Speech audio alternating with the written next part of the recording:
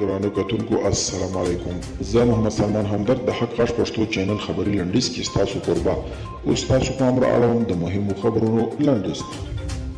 مالدارانو سره د مرستې لپاره د کرنې وزارت دوه بنسټونو سره هوکړه کوي. ټاکل شوې وه پرون یکشنبه د کرونا وبا له امله زیانمنو مالدارانو سره د مرستې په موخه د کرنې وزارت د هالنډ کمیټې او د ملګرو ملتونو د خوړو او کرنې ادارې د FAO ترمنځ هوکړه لیک لاسلیک شي. د صنعت او سوداګرۍ وزارت د کورنیو تولیدو صنایعو نندارتون جوړوي. د افغانستان د صنعت او سوداګرۍ وزارت وايي د صنعت او پانګونې راجلبولو په مناسبت د کورنۍ تولیدي صنایعو ځانګړي نندارتون جوړوي.